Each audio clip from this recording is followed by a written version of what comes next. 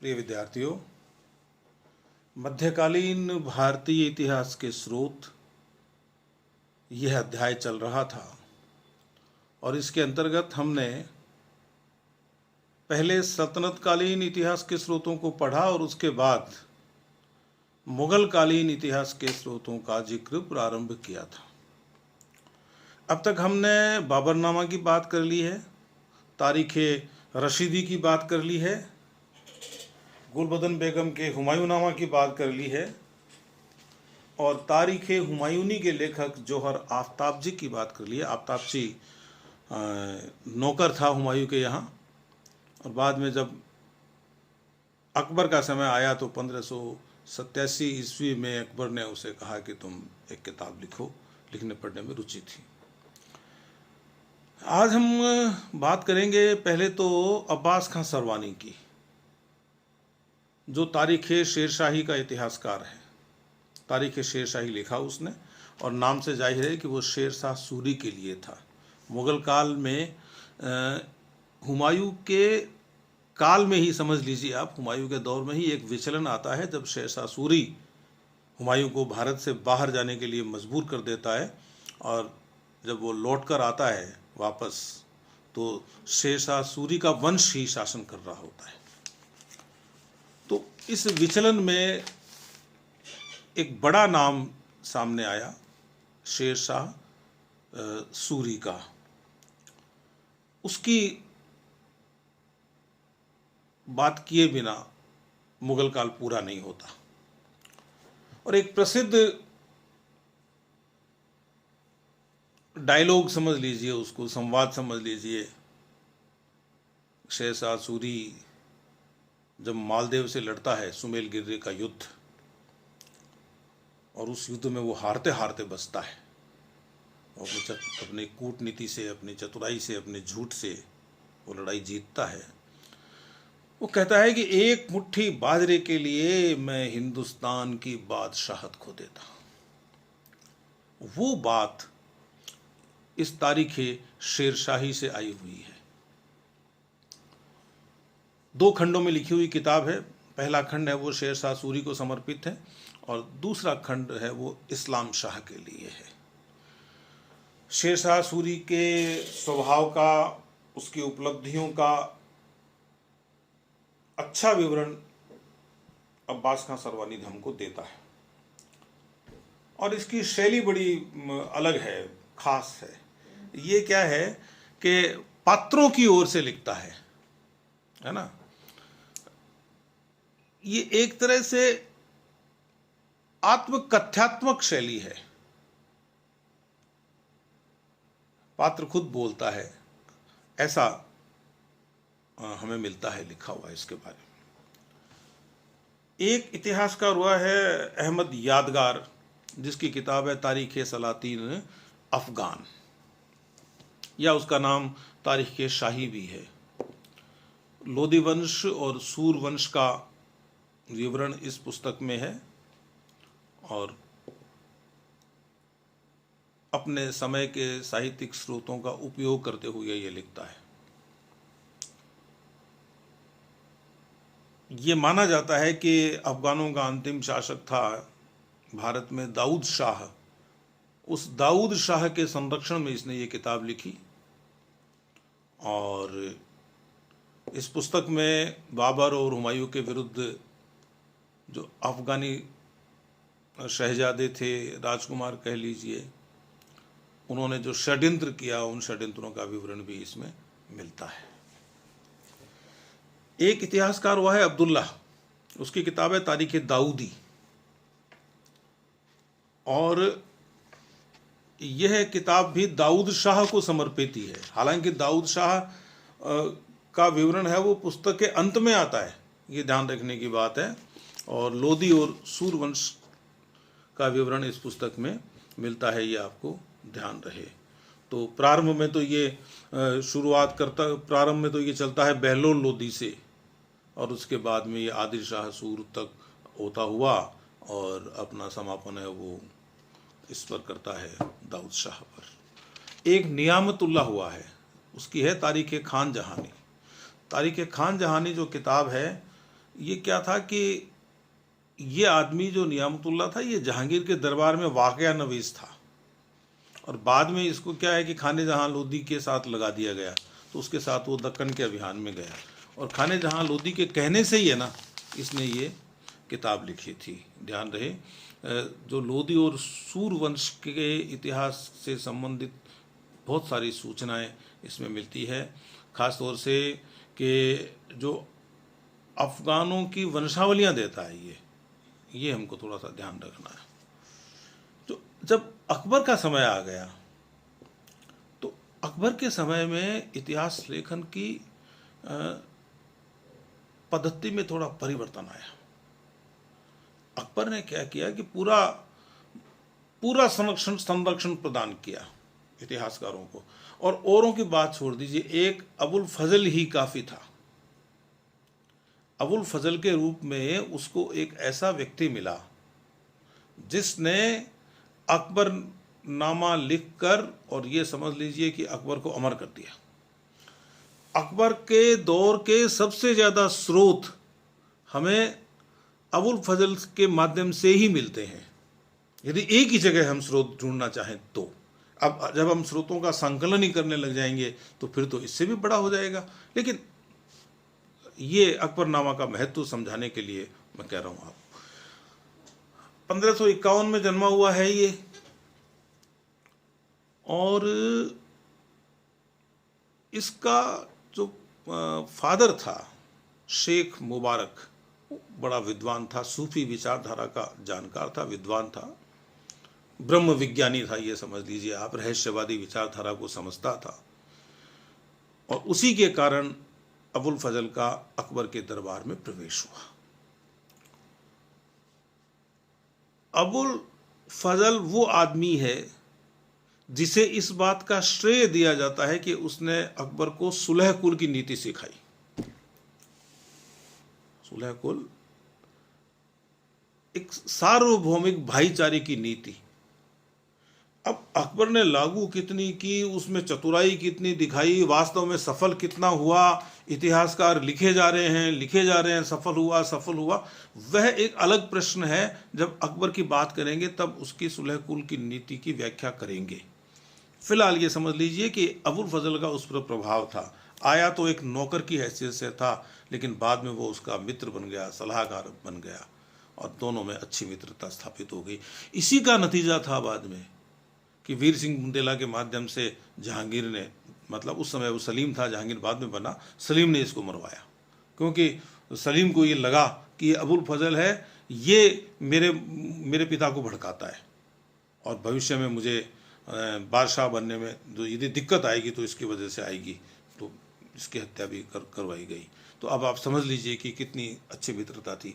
लेकिन जब तक अबुल फजल अकबर के संपर्क में नहीं आया था, तब तक उसने कभी सोचा नहीं था कि मैं इतिहासकार बनूंगा क्या, क्योंकि उसका तो ध्यान जो है ना, वो लिखता है अकबरनामा में, उसका तो पूरा ध्यान ही ज्ञान विज्ञान इसी में था, रहस्यवाद में था। उसकी दुनियादारी में कोई बहुत ज़्यादा रुचि नहीं थी।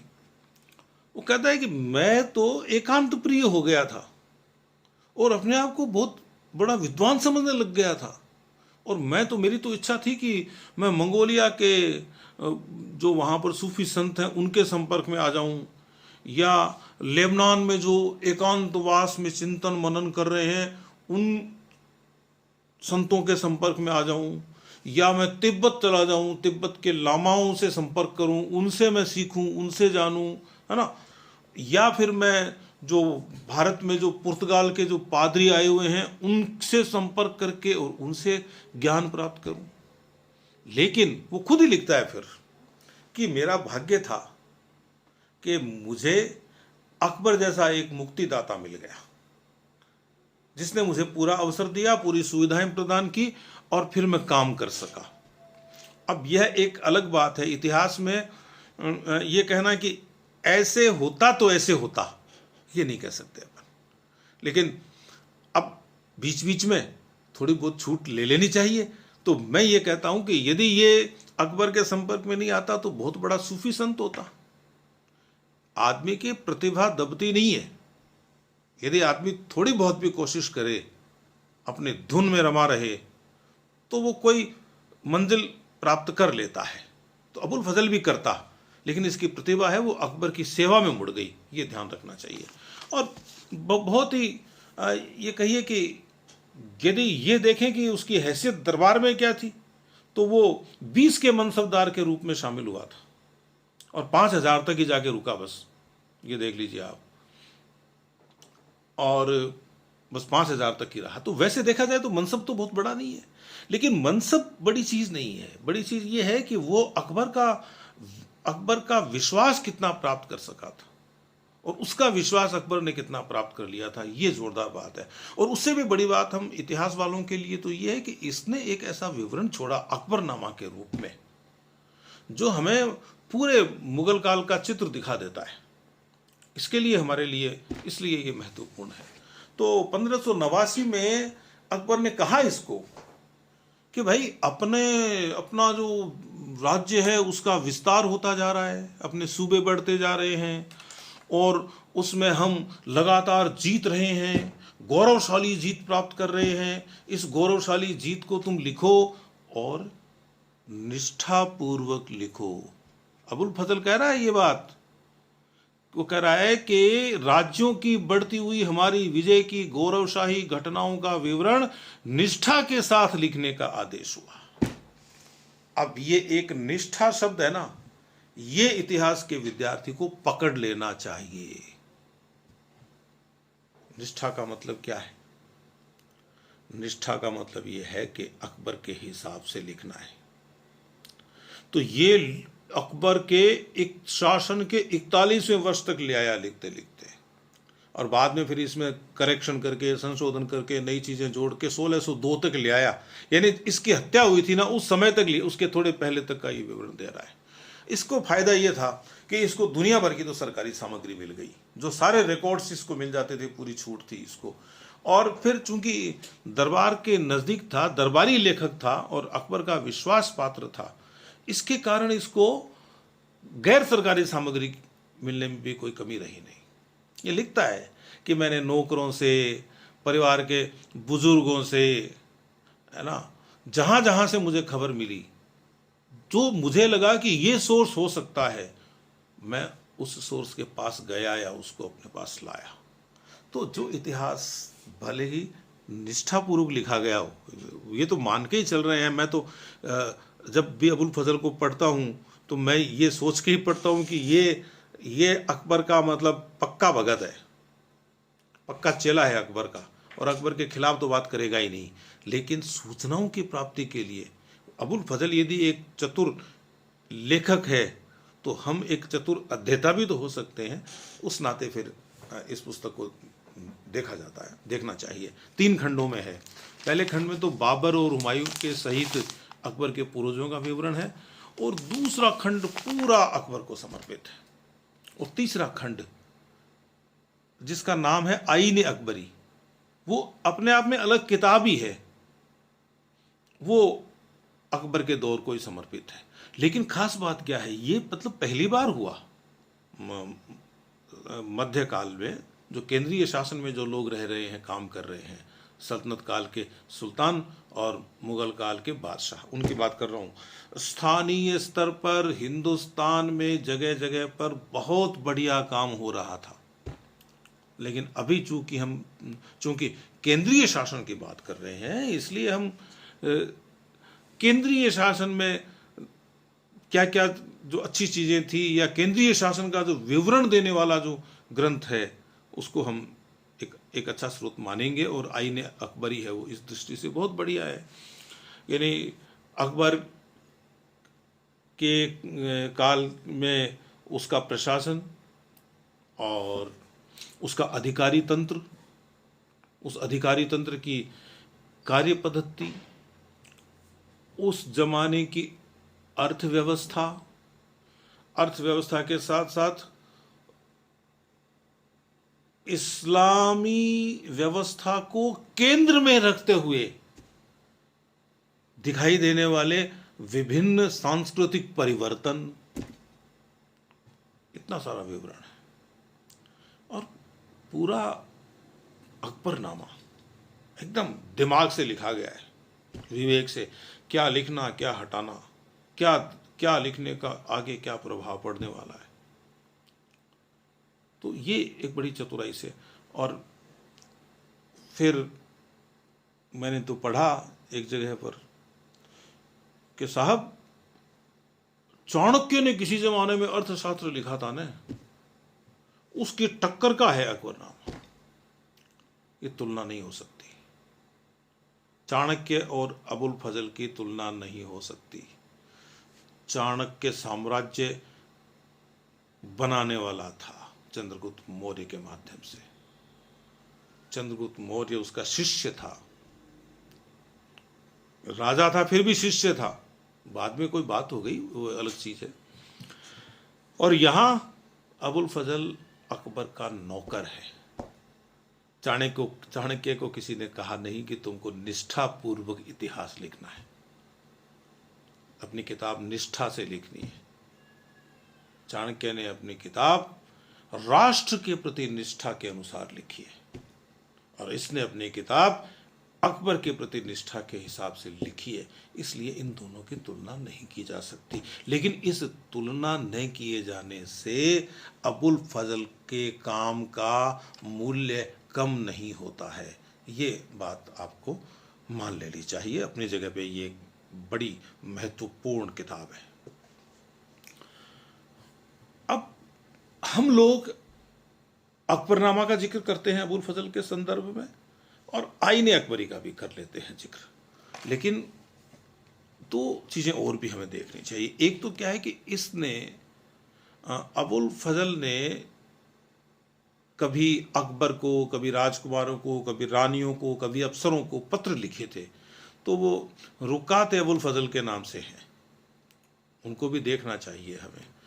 और एक और है जिसमें सरकारी डाक का विवरण है, वो है इंशाए अबुल फजल, या उसका नाम है मकतबत आलमी। तो ये आप दो नाम और याद कीजिए अबुल फजल के साथ। जब अबुल फजल का विवरण आप अकबरनामा के साथ ही खत्म कर देंगे तो प्रभाव अच्छा नहीं जाएगा। दो काम उसके और भी हैं, उनका भी जिक्र हमें करना चाहिए। तो अब हम अगली बार जब मिलेंगे तो दूसरे स्रोतों का जिक्र करेंगे, और अगले हम 2-3 बार में सल्तनत काल और मुगल काल, इन दोनों के दौर के स्रोतों को पूरा कर लेंगे। और अंत में मैंने जैसा कि सल्तनत काल के जिक्र में भी ये बात आई थी, मैंने कहा था उस समय भी कि भाई कुछ पुरातात्विक स्रोत हैं मध्यकाल के जिनका मैं मुगल काल पढ़ाने के बाद में, मुगलकालीन स्रोत पढ़ाने के बाद में जिक्र करूंगा, तो वो बात भी करेंगे अपन। तो आज के लिए इतना ही। बहुत बहुत धन्यवाद। फिर मिलेंगे।